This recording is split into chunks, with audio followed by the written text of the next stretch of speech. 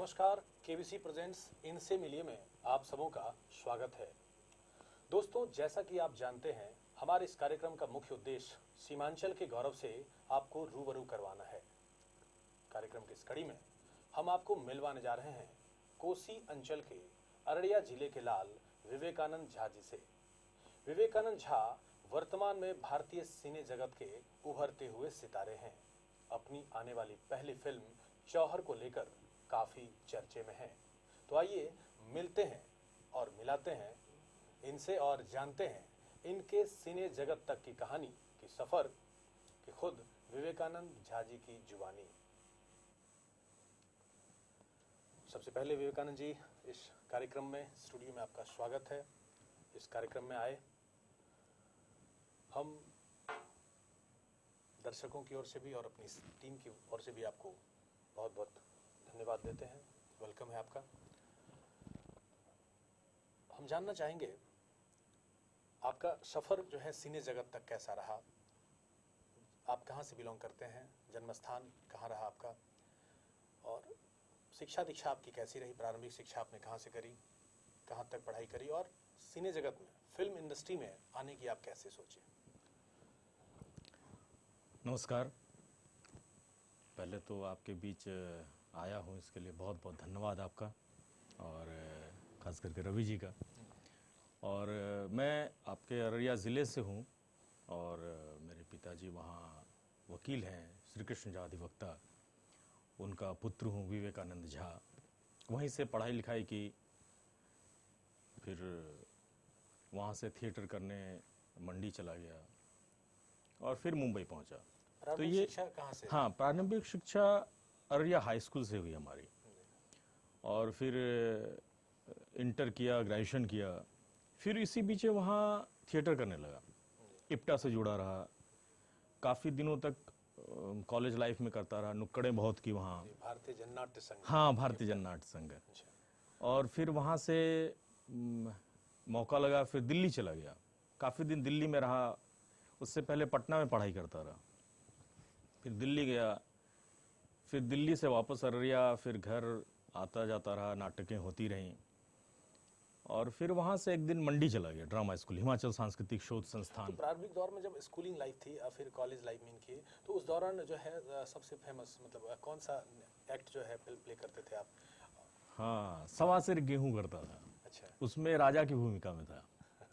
और वो काफ़ी शोज, उसके शोज तो नहीं कहेंगे, नुक्कड़ बहुत किया। एक एक दिन में 34-35 नुक्कड़ नाटक कर लेता था। गले में खराश आ जाती थी, लेकिन मज़ा लगता था। फिर उसी क्रम में आलोक जी के साथ हम लोग यहाँ कटिहार इप्टा से हैं आपके, इनके साथ हम लोग पूरे भारत के दौरे पे निकल गए। उसमें काफ़ी महीनों, 2 महीने हम लोग साथ में रहे, वहाँ नाटक वगैरह किया। फिर ये प्रारंभिक दौर था जहाँ बस करना होता था, ज़्यादा कुछ पता नहीं होता था, बस करने में मज़ा आता था। और शौक कह लें, प्रेम कह लें, और ज़्यादा समय उसी में जाने लगा था। तो मतलब फैमिली बैकग्राउंड की बात की जाए तो क्या लगता है, मतलब क्या फैमिली में भी आपकी जो फैमिली है, क्या उसमें भी इस तरह के कलाकार थे, या फिर ये कहाँ से मिला आपको, इंस्पिरेशन कैसे मिला ये कि इस दौरान जब प्ले करना है, एक्टिंग के क्षेत्र में जाना है? ये हुआ क्या, जब मैं थोड़ा काम करने लगा ज़्यादा, मतलब अभी कुछ दिनों पहले मुझे ये पता लगा कि मेरे पिता भी नाटक करते थे। अच्छा। मतलब पिता ने शुरू में नहीं बताया, नहीं बताए थे, वो कुछ और वजह रही होंगी। कहा जाता है कि जब कोई कलाकार होता है तो अपनी कला कहीं ना कहीं वो प्रदर्शित जरूर करते हैं, मतलब अपनी कला को छुपा नहीं सकते। हाँ हाँ हाँ। तो निश्चित रूप से आपको देर से सही पता चला होगा। हाँ हाँ। तो लेकिन हमने अपनी बहन, मेरी बड़ी बहन है और छोटी बहन, 2 बहनें हैं, उनको मैंने, बड़ी बहन गीता को मैंने देखा था परफॉर्म करते हुए। वो बलकरण वगैरह करती थी, तो उसमें उसको देखता था परफॉर्म करते हुए, तो एक अलग सा ऑरा बन जाता था उनका। तो एक अलग सा सम्मान। और कलाकार के साथ एक होता क्या है कि कलाकार मरता नहीं है, वो जहन में रहता है जिंदा।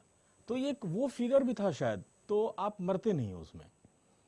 तो ये वो देखता था दीदी को, तो वो बहुत छोटा था उस वक्त। फिर छोटी बहन भी थी, वो भी हिस्सा लेती थी, तो एक अलग सा ऑरा बन जाता था। उनके बात करने के तरीके, और फिर उनसे लोग जो मिलने आते थे उनका तरीका बिल्कुल अलग होता था, तो बड़ा मजा आता था। मतलब कलाकार और जिसको एक्ट प्ले करना होता है, मतलब वो हमेशा उनके जहन में वो कलाकारी होती है। हाँ हाँ हाँ, एग्जैक्टली। तो ये सारी चीजें होती रही। और फिर धीरे धीरे तो ये जब हम करते थे नुक्कड़ नाटक तो हमें ये लगता था कि हमारे पिता को मालूम नहीं है।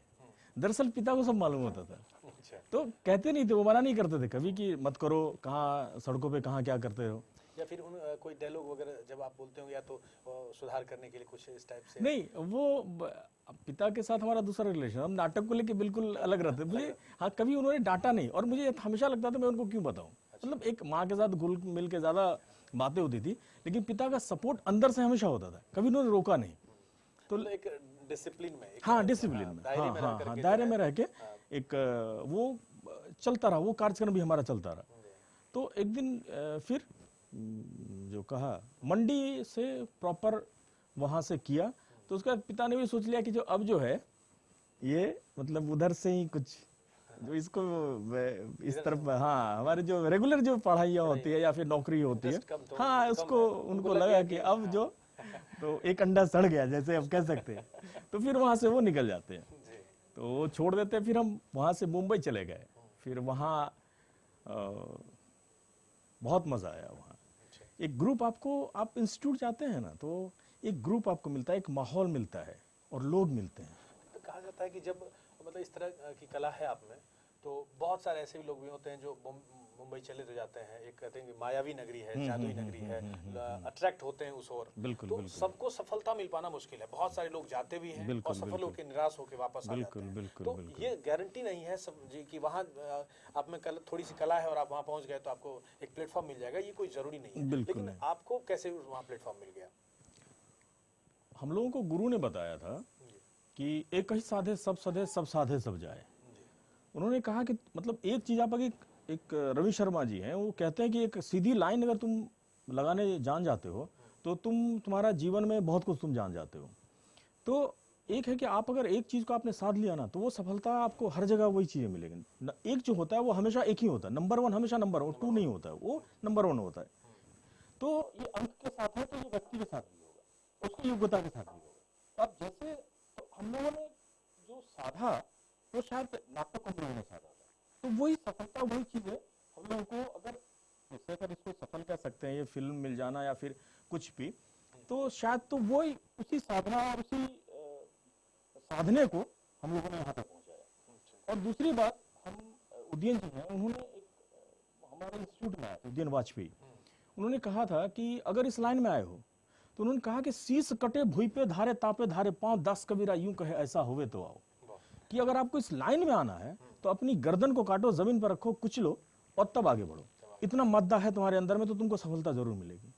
तो ये चीजें जो डिवोशन, हाँ, जब आप डिवोटेड नहीं हो अपने हाँ तो फिर आप हाँ फिर वो चीजें लिजलिजापन हो जाता है, ये वो ये, तो फिर आप वो ट्रैक आप नहीं बना पाते हैं आप। तो उस पर जब आप चलते हैं तो एक शायद पीछे भी एक पदचिन्ह आपकी बनती चली जाती है। तो लोगों के लिए वो शायद होगा, लेकिन आपके लिए तो सहज है। आप तो कह रहे नहीं, हम तो आसानी से यहाँ तक आ गए। जैसे मैं आपके साथ बैठा हूँ, मुझे लग रहा है अच्छा ये तो बहुत आसानी से प्रोसेस, मैं तो बस आपके जैसा हूँ। हो सकता है कि कोई एक जो देख रहे होंगे मेरे दोस्त, तो वो कह सकते हैं कि अरे नहीं भैया तो ऐसे वहाँ चले गए। नहीं, बस एक चीज़ अगर वो साधते हैं, अगर है उनके अंदर में मादा है, अगर वो निकलते हैं तो बस उनको जहन में रखें।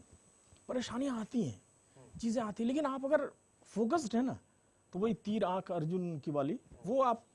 तो कहने का मतलब कि जब उसी टाइम से आप स्कूलिंग लाइफ से ही जो है आपने सोच लिया कि बस हमको इसी और आगे बढ़ना है। मतलब जनरली क्या होता है कि हम डॉक्टर बनना है, इंजीनियर बनना है, वकील बनना है, टीचर बनना है, तो ये सब ऐसा कुछ नहीं लगा। मतलब जो एक्टर बनना है और बेहतर होता, कहते हैं कि जब आप सब कुछ बनना चाहते हो तो एक्टर बन जाओ, आप सब कुछ बन जाते हो।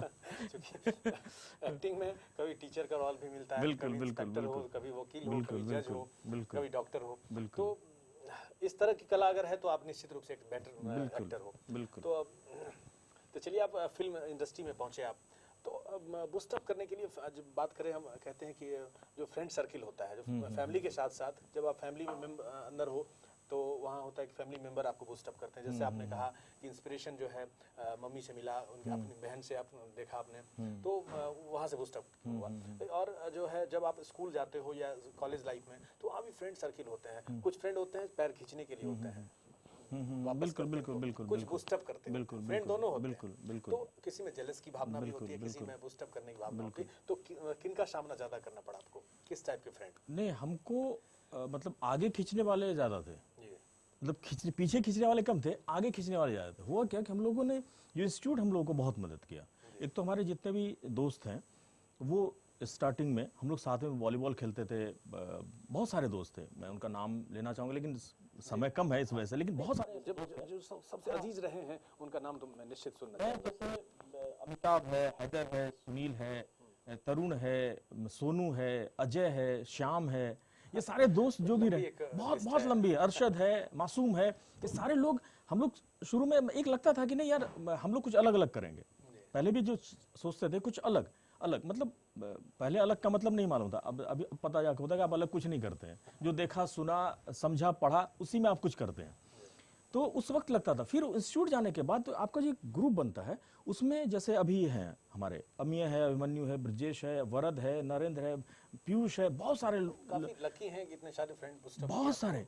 और वहाँ हम जाके तो वहाँ है क्या कि जैसे अब बाढ़ आता है ना तो एक टापू पे लोग सिमट के चले आते हैं, उसमें बिच्छू होगा, सांप होगा, कुत्ते होंगे, आप भी होंगे, कोई एक दूसरे को काटता नहीं हुआ। तो इंस्टीट्यूट जाने मुंबई जाने के बाद हम लोग एक टापू पे थे, मतलब वहाँ कोई अपना नहीं था, गॉड फादर जैसे कहते कोई नहीं था, तो हम लोग सब एक दूसरे का सपोर्ट कर रहे थे।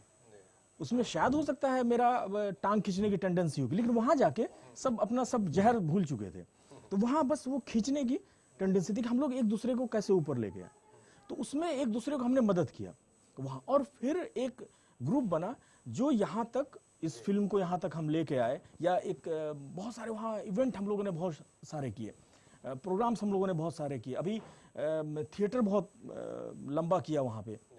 तो धीरे धीरे मतलब ऐसे अनुभव हाँ हाँ हाँ हाँ, तो मदद कर दोस्त मदद करने वाले ज़्यादातर। तो उनकी बदौलत जो है आप हाँ हाँ हाँ, बिल्कुल बिल्कुल बिल्कुल। ये बताइए, नई जो आपकी आने वाली फिल्म है चौहर, जो आप बताए कि जी जी, जनवरी फेब में, हाँ फैब में 24 फैब। 24 फेब को रिलीज होने वाली है, तो किस टाइप की मूवी है चौहर, उनके बारे में थोड़ा सा हम जानना चाहेंगे। ऐसे तो दर्शक हमारे जो हैं वो प्रोमो देख रहे होंगे कि हमारे स्क्रीन पर जो है प्रोमो इसका चल रहा है, तो अभी तो चूंकि साउंडलेस है, ये बताइए कि किस टाइप की मूवी है। हाँ, चौहर एक व्यक्ति के संघर्ष की कहानी है कि समाज में जैसे मैंने कहा कि आप अलग कुछ नहीं करते हैं, जो देखा पढ़ा सुना उसी में से कुछ करते हैं, या आपके अंदर एक सोच बनती है जिसको आप आकार देते हैं। चौहर उसी आकार का नाम है, जो समाज में जो विसंगतियां हैं चाहे किसी भी रूप में हो, उसको एक वो आकार देते हैं जो आगे जाके बहुत बड़ा रूप लेता है। उसी को हम लोगों ने दिखाया है कि एक व्यक्ति है, वो उन्होंने क्या कर दिया, इसी की कहानी है चौहर। तो चौहर है क्या? चौहर एक नाम है, और जो आगे अभी हम ज़्यादा उसके बारे में फिल्म के बारे में बता नहीं सकते हैं जब तक, क्योंकि आता नहीं है। और बहुत इंटरेस्टिंग फिल्म है, एक योद्धा की कहानी है दरअसल, जो गांव के विसंगतियां जो समाज में है ना उसको जूझते हुए वो आगे निकलता है। और आप मतलब कुछ भी आप अगर अलग या नया कहें अगर तो करते हैं, तो अंकुरित होने के लिए तो जमीन को फोड़ना पड़ता है ना, तो वो सोच जो है उनका जो आकार लेता है चौहर का, उनके लिए जो समाज में जो विचार हैं पहले से बने हुए उनको जो फोड़ना है उसको हमने दिखाया है कि आप एक अंकुर है। सामाजिक जो कुरीतियां हैं, हाँ, कुरीतियां, जाति प्रथा, धर्म, ये सबको लेकर के जो भेदभाव है, ऊंच नीच की जो भावना है, मतलब इसी पर सब पर आधारित है। हाँ, ये अगर नहीं ये तब अगर इस आकार में देखें जाति प्रथा तो ये सिमट जाएगा इसका बिंदु, उनके जो कृत्य हैं वो छोटे पड़ जाएंगे। तो उनका कृत्य जो है चौहर में वो ज्यादा बड़ा है। मतलब एक अगर कोई किसी भगवान को हम किसी छोटे से रूप में दिखाएं कि नहीं उन्होंने तो सिर्फ ये किया, उनके पीछे बहुत बड़ी फिलॉसफी होती है, तो वो उनका किया छोटा हो जाएगा अगर हम सिर्फ जाति प्रथा को लें उसमें। तो इसलिए वो शायद उनसे भी बहुत आगे हैं, जिनको हम लोगों ने छूने का बस एक प्रयास किया है बस। कौन निर्देशित कर रहे हैं इसको? ये रघुवीर जी हैं हमारे, बहुत अच्छे अभिनय मित्र हैं। उनकी फिल्म जट जटिन बहुत अपार सफलता पाई है, अभी 50 अवार्ड शायद उसने अब हो गए होंगे उनके, उन्होंने निर्देशित किया। फिर प्रोड्यूसर हमारे मित्र ही हैं, बेगूसराय के हैं, दिनकर भारद्वाज जी, और उसमें हीरो मेरा दोस्त है, हम लोग साथ में इंस्टीट्यूट में थे, अमित। आप किस टाइप के रोल में? मैं विलेन हूँ उसमें।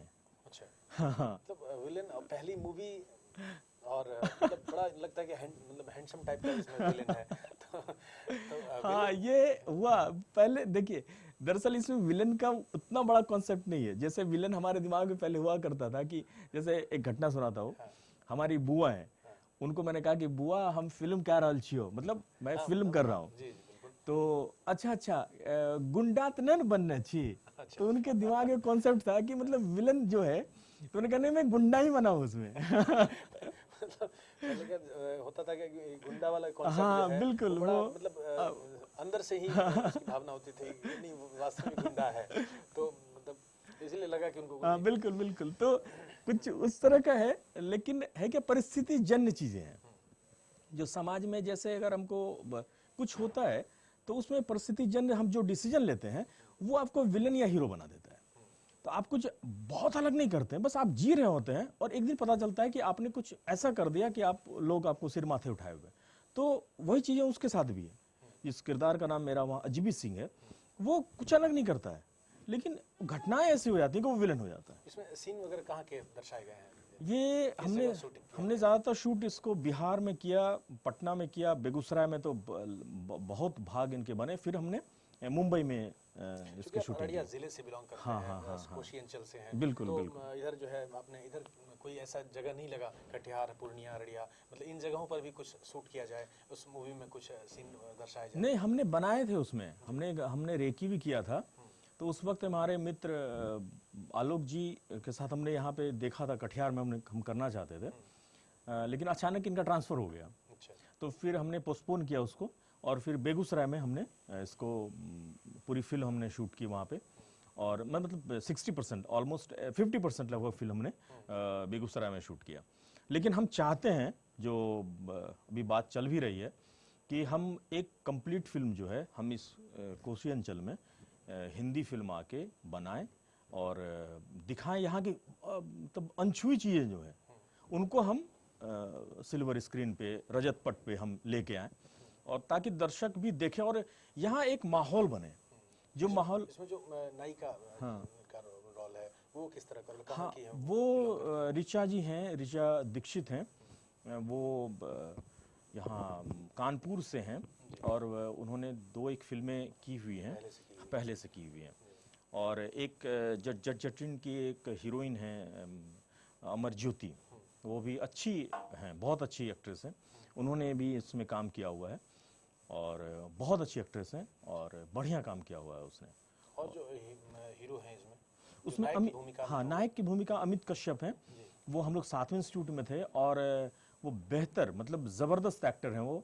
और उन्होंने 7-1 फिल्में की, 9 या 10 फिल्में, ये 10वां या 11वां फिल्म होगा उनका ये। हाँ, उन्होंने भोजपुरी में भी लंबा काम किया है। और दरअसल रवि जी आपको मजा आएगा, वो विलन करते थे। अच्छा, इसमें हीरो है। हाँ, तो शायद ये बिहार की जो परंपरा है ना कि आप विलन से हीरो में आते हैं लोग, तो उन्होंने बरकरार रखा है उसको। तो मूवी वगैरह पहले भी आपने देखा होगा। हाँ, तो क्या अब नहीं लगा कि जो है हीरो बेहतर होता है, विलन जो है हीरो के बनस्पत विलन उतना ज्यादा बेहतर नहीं होता है, तो मतलब हीरो ही चुना आपने या विलन का रोल है? कहते हैं कि इस मूवी में जो है विलन का जो किरदार होता है, तो उससे कितना इंस्पिरेशन मिलता था आपको कि इसमें मुझे विलन करने में ज्यादा मजा आया, क्योंकि विलन जब हम कर रहे थे तो फिल्म के 90% भाग में हम हीरो थे। अच्छा। वो डरा हुआ वो है, मार वो खा रहा है मेरे से, पिता उसके मार खा रहे हैं, बहन उसकी मर रही है। तो उस वक्त तो हम हीरो हैं। हाँ, मैं जीप चला रहा हूँ, वो पैदल चल रहा है, लेकिन लास्ट में हम मार खा जाते हैं। तो मतलब लास्ट में हीरो लास्ट, हाँ 10% का हीरो वो है। तो कहने का मतलब इस मूवी में जो है लगभग 90% जो रोल है उनका वो स्ट्रगल का, हाँ स्ट्रगल का, हाँ संघर्ष है। हाँ। और आप पहले से रिच हैं। हाँ रिच है वो। हाँ जमींदारी शायद, हाँ कुछ बिल्कुल जमींदारी प्रथा होगी, बिल्कुल जमींदार टाइप का विलेन हो गया, तो निश्चित रूप से बहुत ही बेहतर, मजेदार लाइफ होता है। हाँ। और फिलहाल जो है इसमें जो गीत संगीत की बात करें तो क्या किनका है? अरे बेहतर, एक तो जो मैं अभी बात हो रही थी कि आपने जो कहा कि इस क्षेत्र में क्यों नहीं करते हैं, तो बेगूसराय क्षेत्र के जो राइटर है एक प्रफुल्ल मिश्रा जी, हमने संगीत के लिए उनके 2 गाने लिए वहाँ से, बेहतरीन उन्होंने लिखे हैं। और बाकी साधना सरगम की आवाज़ है उनमें, और फिर सुरेश वाडकर जी ने गाया है। ऐसे बहुत लोग मुंबई के सिंगर, आपको गाने बहुत अच्छे हैं, बहुत कुछ अगर दो गाने अगर कुछ गुनगुनाऊं? गुनगुना गुना नहीं, मैं गुनगुना नहीं सकता अपने गाने, क्योंकि मैं गाता अच्छा नहीं हूँ। नहीं और आप उसमें विलेन, आप विलेन भी अच्छा है देखिए, आप गाएं भी, मतलब सिर्फ ये लोगों को ये पता चले, हमारे दर्शकों को ये पता चले किस टाइप के गीत हैं। हाँ, ये एक गाना है, शान हमारी रख ली तूने जियो मेरे लाल। गुनगुना कर हाँ नहीं, वो लिरिक उसका बड़ा मतलब डिफिकल्ट, हाँ टफ है वो मेरे लिए थोड़ा सा मुश्किल होगा। हाँ, अमित रहता हीरो, तो वो जबरदस्त वो क्योंकि मतलब रोल भी उन्हीं का है। तो वो तो जनरली मतलब क्या होता है कि विलेन बहुत कम ही गाने सब में इन्वॉल्व होते हैं, या तो उन्हें कैबरे डांस या इस तरह मतलब हाँ बिल्कुल बिल्कुल। नहीं तो इसमें हम लोगों ने देखिए, ये एक कहें तो फोक टेल है, या कहीं ना कहीं ये सच्ची घटना है। क्यों? क्योंकि ऐसा कहीं ना कहीं आपको देखने को मिलेगा। तो इस बीच में हमेशा विलेन जो है वो कैमरा नहीं देखता है वो, या फिर वैसा नहीं होता, परिस्थिति जन्य विलन होता है। तो कुछ उस ढंग का है, तो हमने उससे भी बचा है ताकि आप पूरे परिवार के साथ इस फिल्म को देख सकें। हाँ, तो विवेक जी, सही बात आपने कही परिवार के साथ देखने की। आजकल ऐसी मूवी जनरली देखे जा रहे हैं। आप लोग भी बहुत पहले जो मूवी देखने जाते थे और आज की जो मूवी है, मतलब परिवार से बिल्कुल अलग थलग है ना, उसमें कोई उस टाइप के गाने हैं, ना ही हम फैमिली मेंबर्स के साथ बैठ कर देख सकते हैं। मतलब अश्लीलता परोसी जा रही है, खास करके जब से ये हॉलीवुड आया है, बॉलीवुड आया है, तो ये कुछ ज्यादा ही अश्लील बिल्कुल बिल्कुल बिल्कुल तो ऐसा नहीं लग रहा कि कहीं ना कहीं भारतीय सिने जगत या भारतीय सिनेमा जो है बिल्कुल सब्जेक्ट से, उद्देश्य काफी दूर होते जा रहा है। कहीं कहानी का अता पता नहीं होता है, या तो पहले क्या होता था कि कहानी भी है, कॉमेडी भी है, रहस्य है, रोमांस है, मतलब सब कुछ का एक मिला जुला रूप हुआ करता था, जो फैमिली मेंबर्स के साथ हम बैठ करके बहुत ही इंटरटेन करते थे। वर्तमान में क्या है कि वो इंटरटेन बहुत ही कम होता जा रहा है, दिख रहा है। सिर्फ कपल पर आधारित मूवी हैं, या फिर डिस्ट्रॉय करने वाला जो सोसाइटी को डिस्ट्रॉय करे, या फिर जनरली जो है पॉलिटिक्स ज़्यादा कर गया है। तो क्या लगता है कि ये मूवी क्या उन सबों से डिफरेंट बिल्कुल बिल्कुल बिल्कुल डिफरेंट है, और आपको एक अलग धारा देगी, और आप नदियाँ के पार की तरफ जाएंगे गांव से देखने के लिए फिल्म, और आपको मज़ा आएगा। ये हमने एक ट्रेंड स्टार्ट किया और इसको हम आगे लेके जाएंगे। ऐसे आपकी सबसे फेवरेट मूवी क्या रही? बहुत मूवी आप भी देखे होंगे, बहुत इंस्पिरेशन मिला होगा। कौन सी मूवी या कौन से कलाकार को आप ज़्यादा लाइक करते हैं, जिनको आपने सिने जगत में आइडियल माना हो? नहीं, अब आइडियल तो नहीं कह सकता, लेकिन हाँ मुझे हम लोग तो बच्चन जी को ही देख के बड़े हुए, फले फूले, और उन्हीं का बर्बाद किया हुआ है हम लोग। हम लोग को उन्हीं ने बर्बाद किया। तो ये, और बाकी हम लोग जब भी कोई फिल्म देख के निकलते थे, पटना में हम लोग होते थे, मैं होता था, हैदर, आशीष वगैरह, हम जब निकलते थे तो अपने आप को वही फील करते थे, चाहे किसी की भी फिल्म हो, संजय दत्त की फिल्म हो। तो उस वक्त हॉल से निकलते वक्त 10 मिनट का तो हैंगओवर होता था कि हम वही हैं, वही हैं। और लेकिन फिर आगे जाके चीज़ें, तो अब कुछ और में चले गए, मैं इसमें आ गया उस हैंगओवर को लेके, लेकिन वो खत्म हो गया, वो नहीं है हैंगओवर। मुझे तो ऐसा लगता था जिस मूवी में मार धाड़ ना हो, एकदम बेकार लगता था। तो इसीलिए जो है एक्शन मूवी, ज्यादातर जो एक्शन हीरो सुनील शेट्टी की मूवी थी। आजकल सुनील शेट्टी तो ज्यादा कॉमेडी में बिल्कुल बिल्कुल बिल्कुल बिल्कुल। पहले वो एकदम एक्शन सीन में ज्यादातर बलवान उनका देखा था। बहुत ऐसी मूवी है संजय दत्त की, तो कई मतलब जिसमें मार धाड़ और एक्शन से भरपूर मूवी हो, पोस्टर देखते थे वो मार धाड़ एक्शन से भरपूर मूवी। पहले निश्चित रूप से जो पहले दिन जिस हॉल में लगेगा जाके देखते थे, और 5 से 7 रुपए की टिकट थी। आज के डेट में तो 150 से 200 रुपए की टिकट है। तो कहीं ना कहीं जो है सुविधा बढ़ी है, बहुत कुछ हुआ है उसमें। तो जो शोले है, आज भी कई सारी मूवी, पुरानी मूवी है जो आज भी अगर हॉल में लगता है तो उसमें भीड़ रहती है। तो बात कर रहे थे कि आपकी जो मूवी है इन सबों से कितना डिफरेंट है और लोगों को कितना पसंद आएगा ये जैसे जो एक, बिल्कुल आप सही कह रहे हैं, अगर आप दर्शक अपने आप को नहीं जोड़ पाए उसमें तो बड़ा मुश्किल होता है हमको फिल्म हिट कराना या फिल्म चलाना। आपको ये महसूस होगा, चाहे वो अमित मतलब जौहर का जो संघर्ष है उसमें फिल्म में, आप उसमें अपने आप को देखेंगे, और आप विलेन जो है उसमें भी अपने आप को देखेंगे। क्यों? क्योंकि आप एक लड़की के भाई भी हैं, तो आप उसमें अपने आप को रिलेट करेंगे। ये एक बहुत अलग है, अलग, ज़्यादा अलग अलग कहूँगा तो फिर बिल्कुल अलग हो जाएगा, लेकिन फिल्म है जो लार्जर देन लाइफ तो होता ही है, और आप उसमें देखेंगे, कम से कम अपने आप को महसूस करेंगे थोड़ी देर के लिए ही सही, आप उसमें इन्वॉल्व होंगे और फिर आप निकल आएंगे, लेकिन वो इन्वॉल्वमेंट बनी रहेगी आपकी। फिल्म जब तक आप देखेंगे आपको हमेशा लगेगा कि अरे आगे क्या होगा, वो एक बना रहता है, वो इल्यूजन जो है वो क्रिएट होता रहता है उसमें, फिल्म में, और आप जुड़े रहेंगे उससे, आप अलग नहीं होंगे उसमें। ये बेहतरी है इस फिल्म में, हमारे डायरेक्टर ने इसमें डाला है इस चीज़ को, और बहुत बेहतर ढंग से डाला है इसमें। और बाकी जो नए जो लोग हैं, हम लोग जैसे लोग तो नए ही हैं, तो कर लिया उन्होंने, करवा लिया उन लोगों से एक्टिंग, तो आपको लगेगा आप जोड़ पाएंगे अपने आप को, मुझे लगता है ऐसा, इसलिए शायद ज़्यादातर जो है मूवी आज की डेट में देख रहे हैं कि जैसे आपने कहा कि बिहार से बहुत सारे, तो जनरली आज की डेट में मूवी भारत से बाहर फिल्माए जाते हैं और काफ़ी बजट वाली होती है। बात करें हम आपकी फिल्म की, बजट क्या है उसमें और कितनी देर की मूवी है? ये बजट तो बड़ा हमने बहुत ज़्यादा नहीं रखा है, बजट हमारा फिल्म का बिल्कुल कम है, मतलब चीप एंड बेस्ट, मतलब कम से कम बजट कम से कम में, बेहतर हाँ कम से कम, हाँ हाँ, जैसे वो कहते हैं ना कि आप एक से अगर 100 रुपए लो, इससे अच्छा है कि आप 10 आदमी से 10-10 रुपए लो, तो कुछ उसी ढंग से हमने फिल्म को बनाया है। इस तरह व्यूअर्स बढ़ेंगे। हाँ, व्यूअर्स बढ़ेंगे और लोग, नए लोग खड़े होंगे बनाने के लिए। ये जो एक मोनोपोली है ना कि आप नहीं, आपको सिनेमा हॉल नहीं मिल सकता है। कहा जाता है कि बड़ा बजट और बाहर फिल्म आएगा, हाँ, ज्यादा हिट होता है, उसकी टीआरपी ज्यादा होती है, तो क्या इस टाइप का कॉन्सेप्ट गलत है?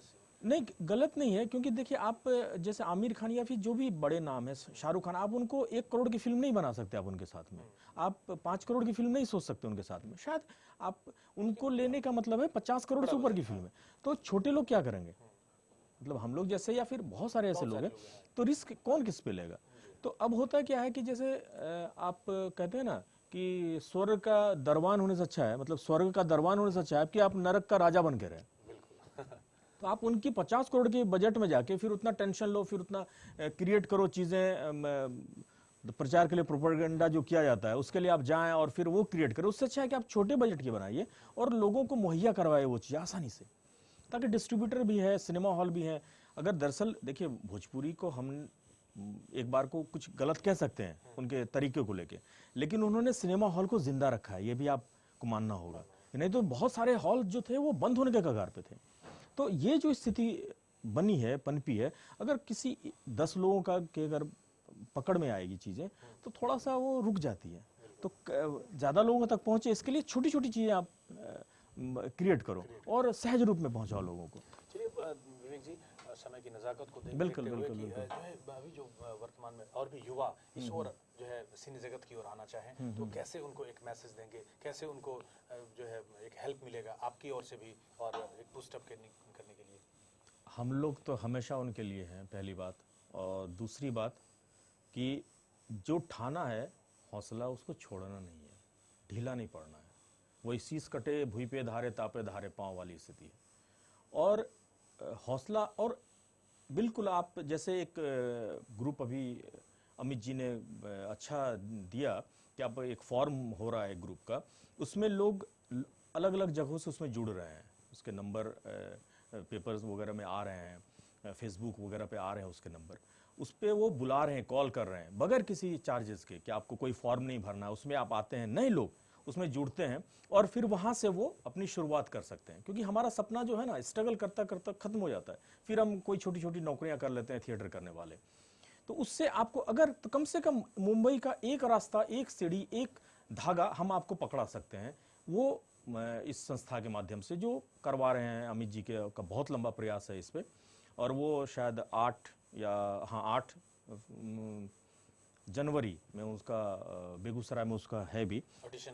हाँ, ऑडिशन, एक गेट टुगेदर, लोग मिलेंगे उससे, तो वो रखा हुआ है उन्होंने, जिसमें 1000 कलाकार तो अभी आ रहे हैं, उनका आ गया है, तो वो लोग पहुंच रहे हैं वहाँ पे। तो ये एक अच्छी शुरुआत की है अमित जी ने और अमित कश्यप ने, और ये बढ़िया है। और इसके माध्यम से आप यहाँ से कम एक धागा आपको मुंबई तक आपको वो लेके चला जाएगा। ये एक अच्छी शुरुआत है, देखते हैं। बाकी यहाँ भी हम आपके शूट करेंगे तो यहाँ के कलाकार जो हैं वो भी उनसे हमसे जुड़ेंगे, तो देखते हैं आगे क्या होता है। चलते चलते दर्शकों से क्या अपील करेंगे अपनी इस मूवी के बारे में? कब आपकी मूवी आ रही है और पूरे भारत में कहाँ कहाँ ये प्रदर्शित होने जा रही है? ये लगभग 500 थिएटर में पूरे भारत में रिलीज होगी, और आपके बीच का हूँ तो आपको आना ही होगा देखने के लिए, और ये साधिकार में कह रहा हूँ कि आपको आना पड़ेगा। कटिहार, चूंकि मैं कई कटिहार में भी कई हॉल हैं, पूर्णिया है, सीमांचल में भी, तो किन किन जिलों में लगभग क्या सब? लगभग जिलों में हमने 200 सिनेमा हॉल शायद हमें दिया जा रहा है, वो डिस्ट्रीब्यूटर वगैरह भी बताएंगे। वो बिहार में लगभग हर जिले में और सब डिवीजन जहाँ भी हॉल हैं वहाँ पे तो लगेगा ही लगेगा। रिलीजिंग डेट उसका? ये 24 फरवरी। हाँ, तो 24 फरवरी को जो है दर्शक एकदम तैयार बिल्कुल रहेंगे बिल्कुल बिल्कुल जौहर का बिल्कुल आनंद बिल्कुल बिल्कुल बिल्कुल। लेंगे। एक बार फिर से दर्शकों को आपसे जी जी, बहुत बहुत धन्यवाद, आप आए हैं, इस फिल्म को देखें और हमारा हौसला बढ़ाएं। और बेहतर जो भी आपको अच्छा बुरा लगे वो तो आप 2 मिनट में बता देंगे, लेकिन देखें ज़रूर एक बार इस फिल्म को।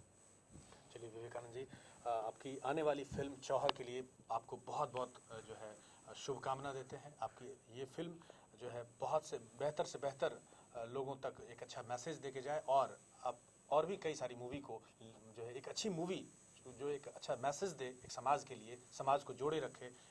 आप ऐसे ही कई सारी मूवी बनाएं और हम लोगों के बीच इसी तरह जो है मिले रहें। बिल्कुल चलिए, बिल्कुल, बहुत बहुत धन्यवाद आपका।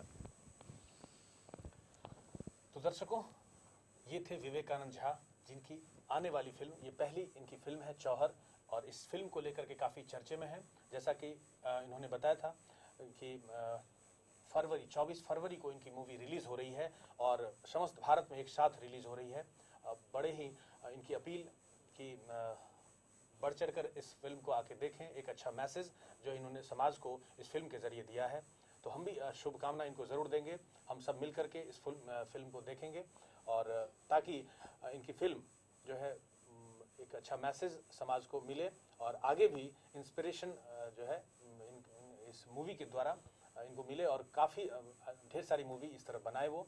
चूँकि हमारे सीमांचल से, कोसी अंचल से जुड़े हुए हैं, अररिया ज़िले से संबंधित हैं, ये हमारे लिए गर्व की बात है। और हम ऐसे ही इसी कार्यक्रम के ज़रिए आप सबों के बीच कोसी के लाल, सीमांचल के लाल से आपको रूबरू करवाते रहेंगे, जो अलग अलग क्षेत्र के से जुड़े रहते हैं और जिन्होंने इस समाज को, इस सीमांचल को, अपने बिहार को बहुत कुछ दिया है, और पूरे भारत देश का नाम जो है रोशन करेंगे। ऐसे ही पर्सन को हम रियल में सलाम करते हैं, और ऐसे पर्सन से हम आपको रूबरू करवाते रहेंगे इस कार्यक्रम के जरिए, जैसा कि हमारा मुख्य उद्देश्य भी है इस कार्यक्रम का, कि सीमांचल के गौरव से आपको रूबरू करवाना। चलिए, दीजिए हमें इजाज़त, तब तक के लिए धन्यवाद।